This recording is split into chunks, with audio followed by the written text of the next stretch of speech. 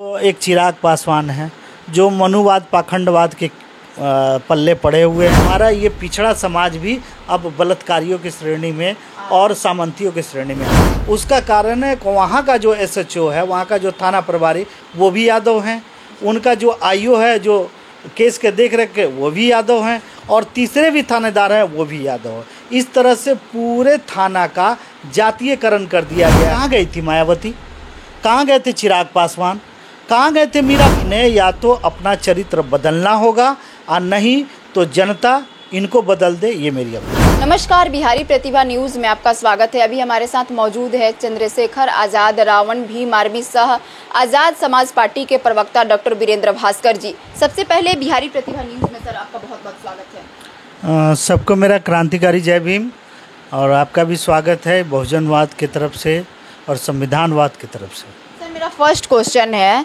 आपकी पार्टी बिहार में क्या कर रही है? क्या जरूरत पड़ी कि बिहार में आपको पार्टी बनानी पड़ी? देखिए, हमारी पार्टी की ज़रूरत पड़ी, ये वक्त की ज़रूरत है। वक्त की ज़रूरत ये है कि 2016 में जब हम लोग भीम आर्मी के माध्यम से इस संविधान के साथ हो रहे छेड़छाड़ के मामले में जब हमने आंदोलन किया और शोषित वंचितों के खिलाफ हो रहे भेदभाव, कानूनी भेदभाव खास करके अगर हमने किया, तो उसका हमने ये परिणाम देखा कि हम लोग ज़मीन पर काम करते जा रहे हैं और मनुवादी और पाखंडवादी लोग लगातार हमारे इस कार्यों पर पानी फेरने का काम कर रहे हैं, क्योंकि वो सत्ता में है और सत्ता जो होते हैं जो कानून बनाती है, कानून का संचालन करती है, तो वो कानून के संचालन के द्वारा हमेशा ये देखा गया है कि शोषितों वंचितों को दबाने का प्रयास किया गया। बिहार में जो दलितों और पिछड़ों पर जो कानूनी कार्रवाई और भेदभाव हो रही है, उसको लेकर क्या कहेंगे सर आप? देखिए, ये तो बात तय है कि आप बिहार में देखेंगे तो पिछड़ों को कहने के लिए पिछड़ों की सरकार है, बहुजन की सरकार है, लेकिन मैं पिछड़ों की तो बात नहीं कहूँ, लेकिन दलितों के साथ लगातार भेदभाव हो रहा है और लगातार उनके साथ कानूनी भेदभाव सरकार की तरफ से हो रही है। आज जो कुछ जातियां हैं जो लगातार वायलेंस कर रही है, दलित अत्याचार पर उतारू हैं।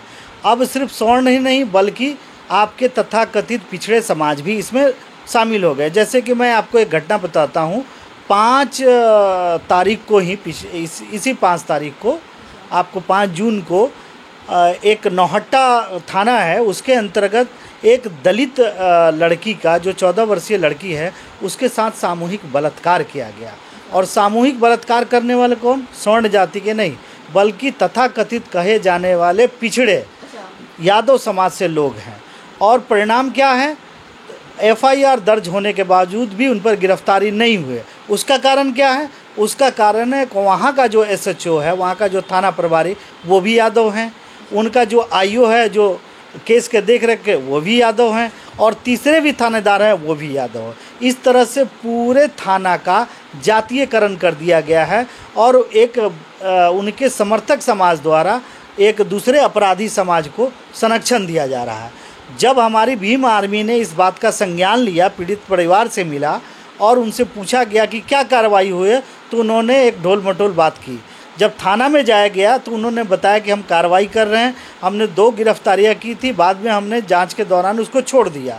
जबकि हमारा सवाल था कि जब पीड़िता ने आरोपित को चिन्हित किया है तो उसको गिरफ्तारी करके जेल भेजना चाहिए था। अब किस कानून के तहत आपने उनको छोड़ा? तो ये पूरी तरह पक्षपात है, भेदभाव है, और ये बड़ी मतलब दुखद बात है कि हमारा ये पिछड़ा समाज भी अब बलात्कारियों की श्रेणी में और सामंतियों की श्रेणी में आ गया। सर आपकी जो पार्टी है दलितों का बात करती है, बिहार में तो पहले से बहुत सारे दलित नेता हैं जो बहुत फेमस हैं, तो क्या चंद्रशेखर आजाद कर पाएंगे बिहार में? देखिए, मैं आपको ये कहना चाहता हूँ, ये कहने के लिए दलित नेता हैं। अच्छा। फेमस भी हैं, चूँकि एक नेता लगातार जीतता भी है। ये आरक्षित सीट से जीत के ज़रूर जाते हैं, लेकिन ये शोषित वंचितों और दलितों की बात नहीं करते हैं। क्योंकि आप देखेंगे, आप एक चिराग पासवान हैं जो मनुवाद पाखंडवाद के पल्ले पड़े हुए हैं और उनका पूरा की पूरी पार्टी जो है स्वर्णों से भरी हुई है। और आप उनके सारे जिला अध्यक्ष आपको स्वर्ण मिलेंगे, कोई भी दलित नहीं मिलेगा। तो कैसे हम माने कि वो दलित। और आप देखिए कि एक घटना हुई है सासाराम की, मैंने अभी जिक्र किया कि एक दलित नाबालिग लड़की का बलात्कार हुआ है।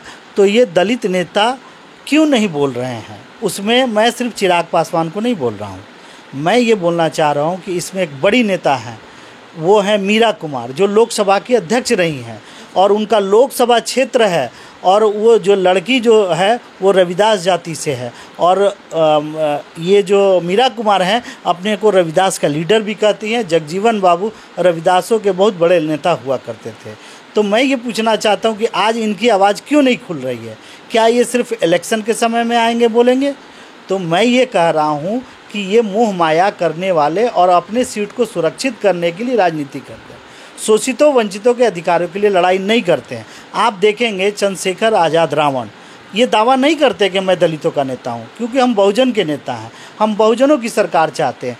तो मैं ये कहना चाहता हूं कि अगर आज जो है हमारी पार्टी ने संज्ञान लिया, आप राकेश पासवान का आप देखिए हाजीपुर में जो हत्या हुई थी उसमें हमने संज्ञान लिया। आप देखेंगे ज्योति पासवान का हुआ उसमें हमने संज्ञान लिया। आप उत्तर प्रदेश में उन्नाव का हाथरस का केस हो, हमने संज्ञान। कहाँ गई थी मायावती? कहाँ गए थे चिराग पासवान?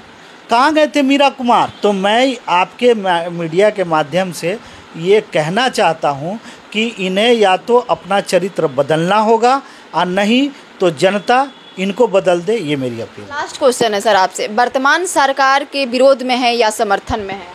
देखिए, बात समर्थन का तब है या विरोध का तब होगा यदि सरकार अकेले हम नहीं बना सकते, ना भारत में ऐसी परिस्थितियाँ हैं, क्योंकि आज जमात नहीं रह गई, जातियों में बट गई है। अगर बिहार के परिप्रेक्ष्य में कहेंगे तो यहाँ पूरी तरह से जाति में बटी हुई है समाज।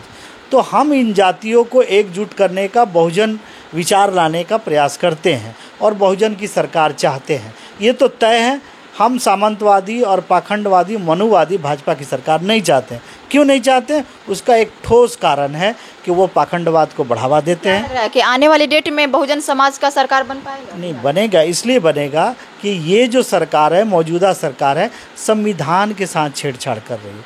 और ये जान लीजिए कि भारत का जो खूबसूरत संविधान है ये सबों को एक समानता वाला अधिकार देता है, जो ये बीजेपी की सरकार नहीं चाहती है।